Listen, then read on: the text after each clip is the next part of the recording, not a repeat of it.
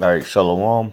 First and foremost, I want to give all praises, glory, and honor unto Yahweh, Ba'ashem Yahweh Shai, Ba'ashem Rachak Wadash, Kahalayam, La Yahweh Ba'ashem Yahweh Shai. Double honors to the elder apostles of Great Millstone. Salutation, much love to you, Akim, out there pushing out this word, truth, and sincerity. And I just want to do a quick video, all right, concerning the evils that have and are going to continue to come through the hands of the so-called white man, all right, the self-proclaimed white man, which is the Edomites, according to the Holy Scriptures, all right, because, really, as the Scriptures say, all right, this is the book, First Maccabees 1 and, I think it's verse 8, all right, after Alexander the Greek, all right, as they call him, or as the scholars like to call him, Alexander the Great, which there was nothing great about him. He was a flaming homosexual, all right, that died of STD, reportedly. And, he was a damn devil, all right, just like the rest of you Edomites. But nonetheless, when his four generals, which originally was five, but when the four generals took over, it was Ptolemy, the Seleucus, Cassander, and who's the Lysimachus, okay? Those were a bunch of devils as well, all right? And they went around in that Hellenization, all right, spirit, and they started Hellenizing all the people, mainly the Israelites, okay? And that's why in the New Testament it refers to the Greeks, all right? There's no difference between Greeks or Jew, because that's referring to the Israelites that became Hellenized, and which they started following the Greek customs, okay? But nonetheless, all right, let me just read this and get to the point. All right, this is First Maccabees 1 and I'll start at 7. So Alexander, which is talking about Alexander the Greek, going to show you that the Bible ain't a book of fairy tales, all right? It's clearly mentioned in a man that lived in history. And throughout the scriptures, it prophesied of things to come, and they actually happened. So, you can go out, if you don't believe in the Bible, you can go ahead and click that X at the top of the screen. But nonetheless, it says, so Alexander reigned 12 years and then died, and his servants bare rule, everyone in his place. And after his death, they all put crowns upon themselves. So did their sons after them many years, and evils were multiplied in the earth. All right, so evils multiplied on the earth, all right, as soon as these devils came into power. All right, after these generals, all right, the ones that put crowns on their head, the servants, all right, which were the men that he grew up with, really, all right. Every day, they became his generals, so to say. It's the scriptures say that evils multiplied on the earth. Now you can sit here and try to make all the excuses you want for the self-proclaimed white man, but do they not say that they were the Greeks? Alexander was a so-called white man. All right, you can look it up. All right, look at all the statues of him. That's a white boy. Okay, a so-called white boy. That's an Edomite though. Okay, but the point is, all right, the Lord allowed them to bring evils upon the earth. So that's what this devil did. All right, let's go to the book of Revelation, chapter 6, and verse 4. It says, and there went out another horse that was red, and power was given to him that sat thereon to take peace from the earth. And that red horse is talking about Esau, Edom. All right, Edom, you go into the word Edom in the Hebrews, Adawam, meaning red, okay? So what's this red horse talking about? Horse symbolizes power. All right, and the one that's riding upon it is the self-proclaimed white man. All right, the red man, the real red man of the earth. All right, the devil himself. And what it say? He said that he came to take peace from the earth. So if evil's multiplied on the earth, guess what? It's talking about the same people that took peace from the earth, because they took the peace from the earth and brought evils. It says, in that they should kill one another, and there was given unto him a great sword.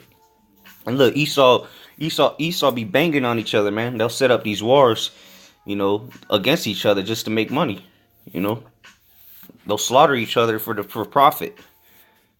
Let alone the other nations, especially the Israelites. All right, this guy has a fetish of blood. Okay, let's go to that. What is that? Ezekiel 35. All right, Ezekiel 35 and 5. Because thou hast had a perpetual hatred All right, now you go into that word there, perpetual is pretty much everlasting, unchanging. All right, continual. So he's had a continual hatred.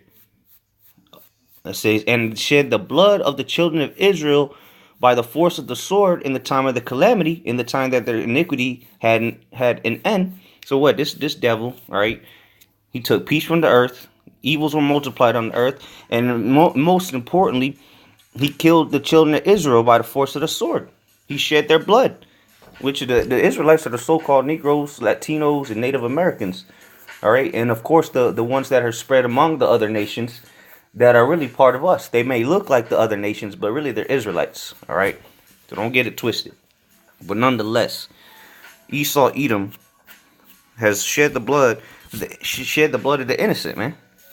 And then he took it to a whole nother extreme when slavery, when our iniquity, the punishment of our iniquity came to an end. You know, when supposedly they did the Emancipation Proclamation, all right, and liberated and freed the slaves. That's when Esau turned up even more and he became an even bigger devil. All right. So it's verse 6. It says, therefore, as I live, saith the Lord, Yahweh Ba'Shem Yahushai, I will prepare thee unto blood, and blood shall pursue thee. Since thou hast not hated blood, even blood shall pursue thee. All right, so Esau loves the sight of blood, man. He likes his meat uncooked. So when he bites into it, the blood comes squirting out of it. All right, he likes to see innocent blood be shed. You know, he kills animals for sport. Okay, he killed Israelites for sport. All right, he'll do anything just to see a glimpse of blood, man. And that's why, since he didn't what did it say since thou hast not hated blood, even blood shall pursue thee. So he says he loves to see the sight of blood. Well, guess what? Your blood's going to be shed now. All right, your blood has to be shed. Since you love seeing it so much, it's only right for your blood to be shed, and for the iniquity, all the iniquity that you've done. All right, according to the scriptures, what is that? Numbers 35 and 33. All right, and let's just take in consideration America. Let's just say America, okay? The Americas, all right? The Western Hemisphere over here. All right, keep that in mind. All the atrocities that were done to our people over here. By the hand of who? The ones that brought evil upon the earth, all right? Took peace from the earth, and evils multiplied, but through their hand, the Edomites, all right? Numbers 35 and 33 says, so ye shall not pollute the land wherein ye are, for blood it defileth the land. And we know that this man loves to see blood, okay? And the land cannot be cleansed of the blood that is shed therein, but by the blood of him that shed it. Okay, so ultimately, your blood must be shed on this land and throughout the world. All right, because you've defiled the whole earth with blood. All right, because you have shed the blood of everyone everywhere you go. All right, you're the harbinger of death, as the the movie Planet of the Apes, in the 60s. He said what? Talking about the beast man, which is Esau Edom. He said he's the harbinger of death, man. He's a destroyer of worlds. Okay? If this man would destroy the earth if the Lord allowed it to, man. If the Lord allowed this place to go on another 10 years, 20 years, this place would be destroyed, man. There would be nothing left to save, as the scriptures say. But for the elect's sake, the days are shortened. All right? Because this man, he just pollutes everything, man. The air, the water, the land. All right, he defiles everything himself. He got his own people bugged out on opioids. Okay, so how much more his sworn enemy, the Israelites, man? He don't give two damn shits about us, man. Not even one. Well, good, because we don't give two shits about him. Because he's gonna have to pay for what he's done. All right, Genesis 9 and 6. Whoso sheddeth man's blood, and like we read in Ezekiel 35 again, going back to that, you damn devils love the sight of blood. You love to shed it. All right. So whoso sheddeth man's blood, by man shall his blood be shed, for in the image of the Most High made he man. So what? Your blood must be shed. All right. Your blood must be shed by those that you oppress and shed. All right. All the ones which talking about the Israelites, all the things that you did unto us, we're gonna do unto you. Okay, it's called payback, and it's a righteous thing in the eyes of the Lord. What is that? 1 Thessalonians 1 and 6, I think. Or 2 Thessalonians. Yep, 2 Thessalonians 1 and 6. It says, seeing it is a righteous thing. Remember, keyword righteous. It is a righteous thing with the Most High to recompense tribulation to them that trouble you. All right, so you've been troubling us since you came in as the Greeks, man. And you got to pay. Nobody has gave you the bill to pay, and now it's time to pay. All right, now you got. It's called payback. All right, you got to pay for what you've done. And let's go to that word, recompense. All right.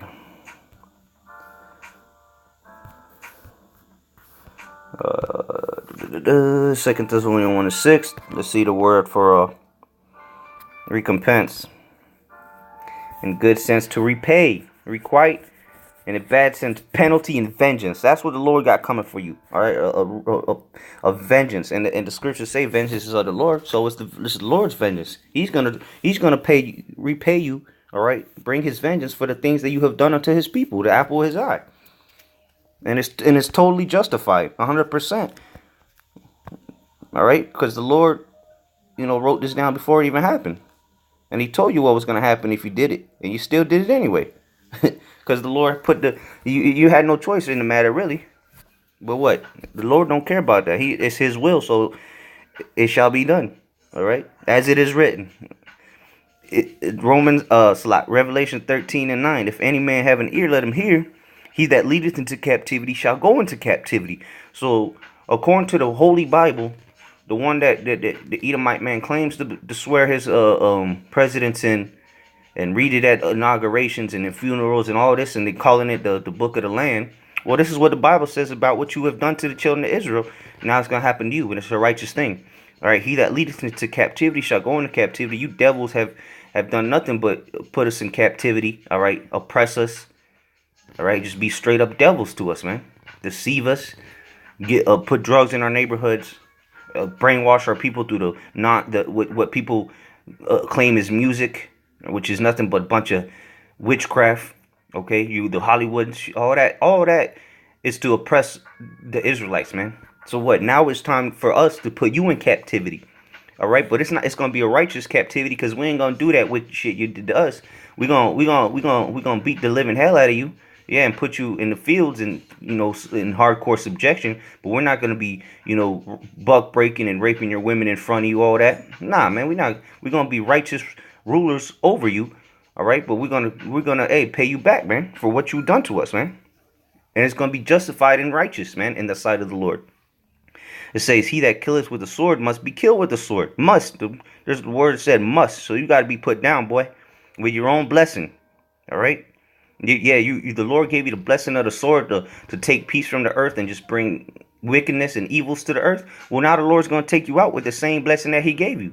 Okay? Here is the patience and the faith of the saints, and that's what the faith and patience of the elect is in. All right, we can't wait to that day. All right, so Wadawan Ratazad is edifying Mawath Lababal. Shalom.